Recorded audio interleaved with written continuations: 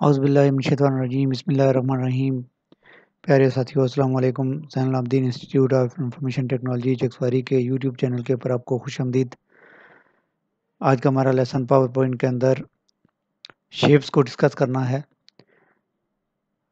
Power point word के अंदर भी हम शेप्स पढ़ रहे हैं, साथ साथ ये इंसर्ट टैब चल रहा है। इंसर्ट टैब चूँकि वर्ड और पावर पॉइंट के अंदर एक जैसा ही है, कोई फ़र्क नहीं है, पर यह है कि जो मैं पावर पॉइंट के अंदर ही उसको मैं पूरी डिटेल से डिस्क्राइब करूँगा ताकि जो स्टूडेंट वर्ड के बारे में नहीं जानता है तो वो पावर पॉइंट के अंदर शेप्स को देख सकता है, और इसलिए हम शेप्स को डिस्कस करेंगे। शेप्स इलस्ट्रेशन रिबन के अंदर शेप्स ये कमांड है, मैंने माउस रखा हुआ है, तो अगर हम यहाँ पे क्लिक करें तो ये बहुत सारी शेप्स हैं। इनको एक एक करके मैं ड्रैग करूँगा। पहले लाइन शेप्स हैं, यहाँ पे इसको हमने ड्रैग किया ये, और इसको पकड़ के अब दाएं बाएं ले जाना चाहें तो ले जा सकते हैं। उसके बाद हमारे पास अगली शेप्स ये कुछ टेढ़ी मेढ़ी लाइन्स हैं, ये वाली अगर आपने ड्रैग करनी है तो ये इसको इस तरह ड्रैग कर सकते हैं आप, इसको इधर और इधर ले जा सकते हैं। अच्छा, मैं इस लास्ट वाली स्लाइड का कलर ख़त्म कर देता हूँ डिज़ाइन में जाके, ताकि आपको चीज़ें सही समझ आएँ।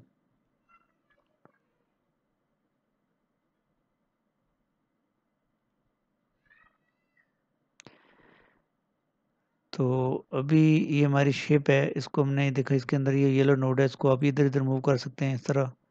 इस नोड को आप इस तरह मूव कर सकते हैं, तो ये इसकी मूवमेंट है।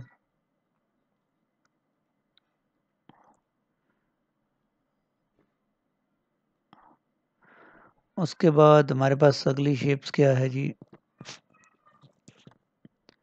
ये भी सारी एक लाइन की टाइप की शेप है, आपने ड्रैग करके इसको देख लेना है और उसके अंदर आप क्या क्या कर सकते हैं। उसके बाद रेक्टेंगल आ गया, रेक्टेंगल के अंदर ये रेक्टेंगल हमने ड्रा किया।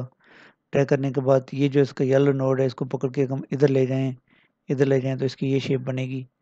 इस येलो नोड को पकड़ के इधर ले जाएं तो इसकी ये शेप बनेगी।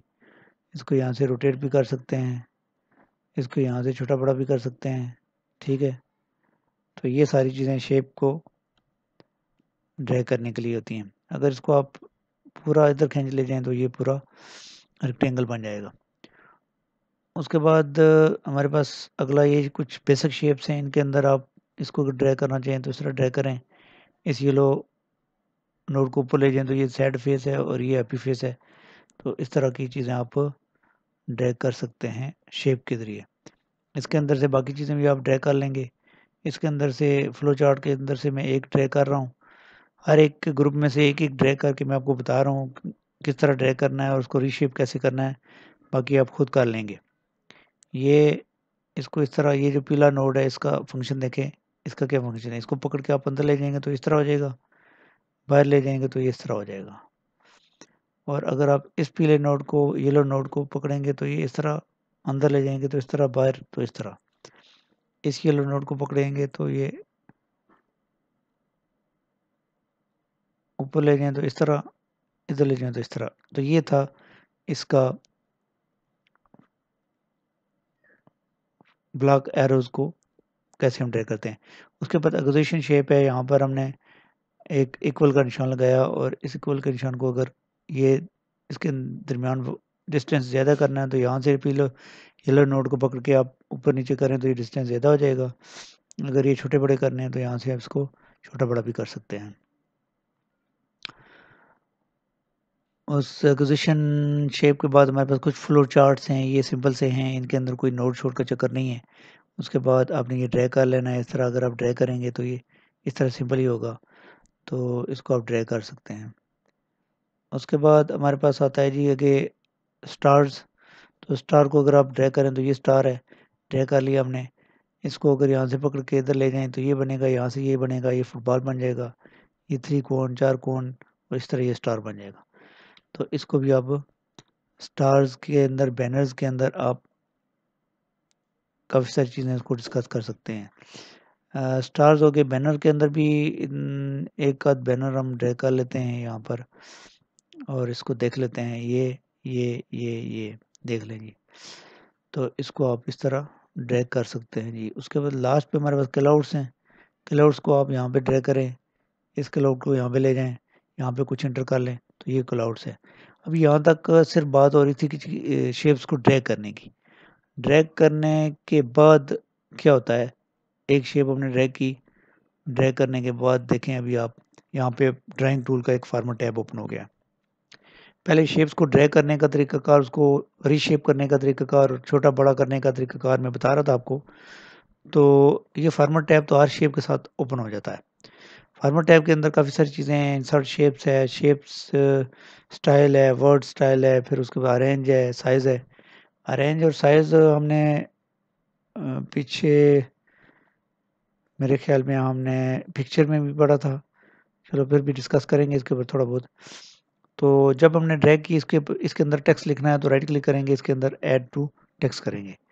जब भी शेप ड्रैग करेंगे उसके अंदर अगर टेक्स्ट लिखना है तो राइट क्लिक करके इस बार के अंदर ऐड टू टेक्स्ट से क्लिक करेंगे, तो जो आपने टाइप करना हो आप इसके अंदर टाइप कर सकते हैं। ज़ैनुल ABIDWEN अब्दीन IIT चक्सवारी मैंने टाइप किया।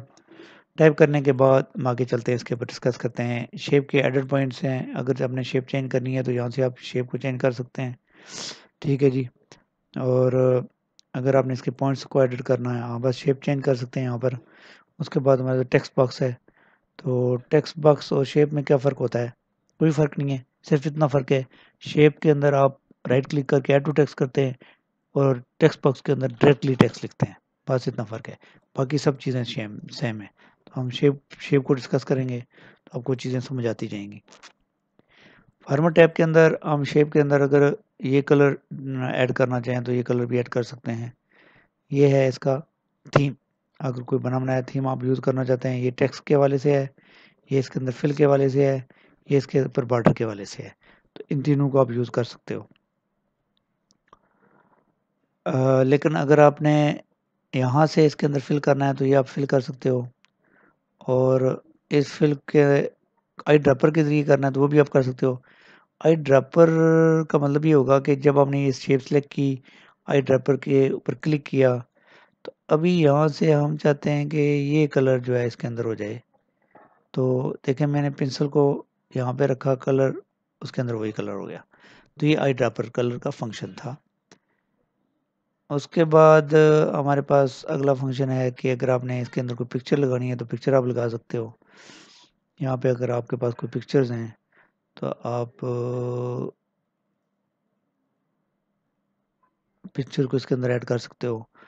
फिर अगर आप ग्रेडियंट कलर लगाना चाहते हैं तो यहाँ पे ग्रेडियंट कलर आप लगा सकते हो इसके अंदर। उसके बाद अगर आप कोई टेक्सचर लगाना चाहते हो तो टेक्सचर लगा सकते हो इसके अंदर। तो ये था शेप फिल, कि शेप के अंदर हम क्या क्या चीज़ें ऐड कर फिल कर सकते हैं। शेप का बॉर्डर, जिस तरह पिक्चर का बॉर्डर लगाया था हमने, बॉर्डर लगा सकते हैं। उस बॉर्डर को हम वेट मतलब उसका साइज़ बड़ा छोटा कर सकते हैं। फिर उस बॉर्डर को डैशेस में कन्वर्ट कर सकते हैं। तो ये सारी चीज़ें इसकी आउटलाइन यानी बॉर्डर को हम कह सकते हैं। बॉर्डर को भी आई ड्रॉपर के ज़रिए हम कलर लगा सकते हैं। नो आउटलाइन यानी बॉर्डर ख़त्म, इसी के अंदर से नो आउटलाइन करें, यहाँ से ये आउटलाइन लगा दी आपने, और यहाँ से ये नो आउटलाइन पे क्लिक करेंगे तो आउटलाइन इसकी ख़त्म हो जाएगी। उसके बाद शेप इफेक्ट, अगर शेप के ऊपर इफेक्ट लगाने हैं तो ये आपने शेप पे नज़र रखनी है, आपको नज़र आएगा कि क्या क्या इफेक्ट लग रहे हैं इसके ऊपर। प्रीसेट इफेक्ट देख लें, अभी ये इफेक्ट हैं हमारे पास, ये पहले हम काफ़ी जगह डिस्कस कर चुके हैं। चलो रूटीन में लेसन चल रहा है तो मैं आपको साथ साथ जल्दी जल्दी ये भी बता रहा हूँ।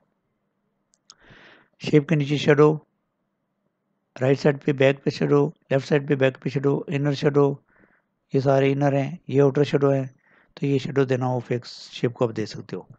रिफ्लेक्स, ये शेप रिफ्लेक्ट कर सकते हैं आप। ग्लो, शेप के बॉर्डर के बाहर एक कलर आ रहा होगा, आपको नज़र आ रहा होगा, इसको ग्लो कलर कहते हैं, गोलाई में कलर। सॉफ्ट एजेस, शेप के एजेस को सॉफ्ट करना, ये देख लें ये एजेस इसके सॉफ्ट हो रहे हैं। शेप के को बेवल देना, बेवल में ज़्यादातर शेप उभरी हुई, बैठी हुई, अंदर इस तरह की शेप जो है वो हमें नज़र आती है। 3D रोटेशन, 3D रोटेशन आपको भी समझ आएगी कि 3D रोटेशन इस तरह देखें, इसके 3 हिस्से नज़र आते हैं। 3 डायमेंशन, 3D रोटेशन में इसके 3 हिस्से यानी 3 डायमेंशन नज़र आती है।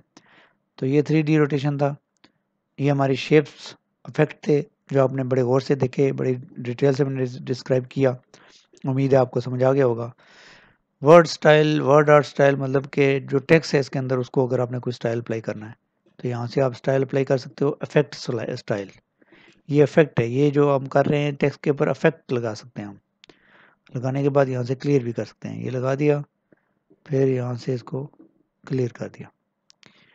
टेक्स्ट के अंदर फिल करना है तो यहाँ से आप फिल कर सकते हो। मैंने इसके अंदर रेड फिल कर दिया। फिर इसके अंदर भी आई ड्रैपर के जरिए भी फिल कर सकते हो, पिक्चर भी लगा सकते हो, ग्रेडियंट भी, टेक्सचर भी लगा सकते हो। तो ये सारा कुछ आप टेक्स्ट के अंदर भी कर सकते हो।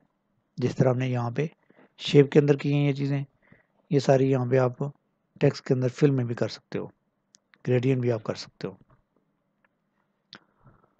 फिलहाल मैं टेक्स्ट का फिल सिंपल करता हूँ, रेड। उसके बाद इसके अंदर आता है टेक्स्ट आउटलाइन। आउटलाइन आपको पता है बॉर्डर को कहते हैं। अगर आपने टेक्स्ट को आउटलाइन लगानी है तो ये आपने आउटलाइन लगा दी। फिर इस आउटलाइन को आई ड्रैपर के ज़रिए भी कलर चेंज कर सकते हो, आउटलाइन का वेट भी बड़ा कर सकते हो, ठीक है। और अगर इस आउटलाइन को हमें इसको अगर बड़ा करें थोड़ा, तो तब हमें समझ आएगी कि इसके अंदर क्या सिस्टम है।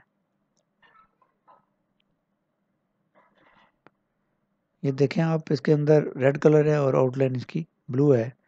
आउटलाइन का वेट हमने बहुत ज़्यादा कर दिया है, जिसकी वजह से हमें अभी देखें आउटलाइन के वेट के साथ क्या हो रहा है। ये आप अभी देखें, अभी देखना है आपने आउटलाइन वेट।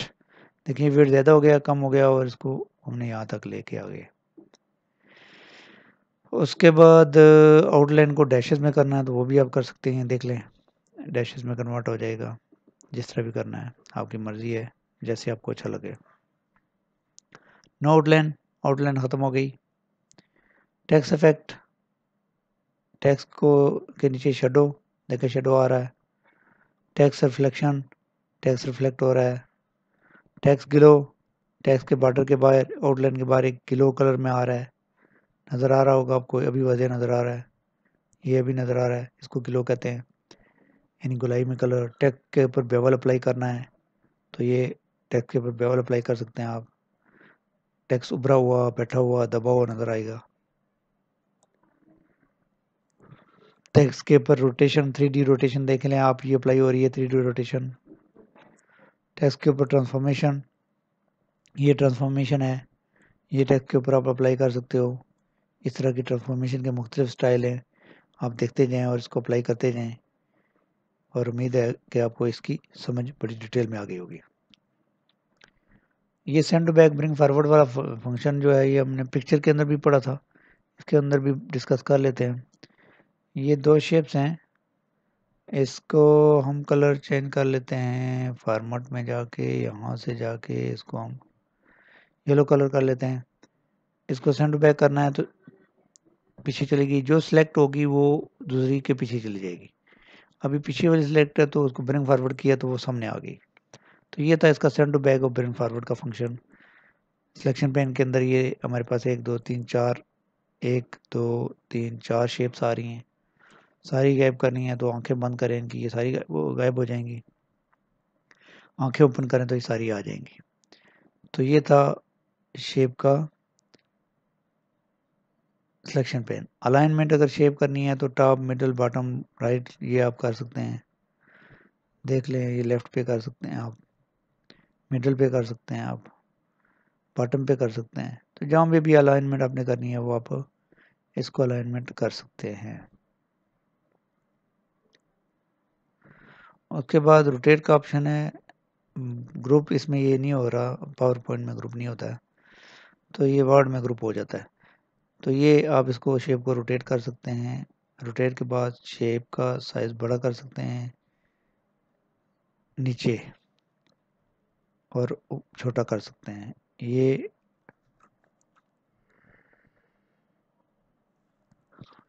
इसका हॉरिजॉन्टल और वर्टिकल साइज आप छोटा बड़ा कर सकते हैं। तो ये हमारा लेसन था आज इंसर्ट टैब के अंदर। शेप्स, बड़ी डिटेल में हमने शेप और उसके टैब के बारे में पढ़ा, शेप ड्रैग की, फिर उसके टैब में ड्राइंग टैब के अंदर हमने फॉर्मेट को डिस्कस किया और कोशिश की है मैंने कि हर चीज़ डिस्क्राइब कर दूं और आपको चीज़ें समझ आ जाएं और उम्मीद है कि आपको चीज़ें समझ आ गई होंगी।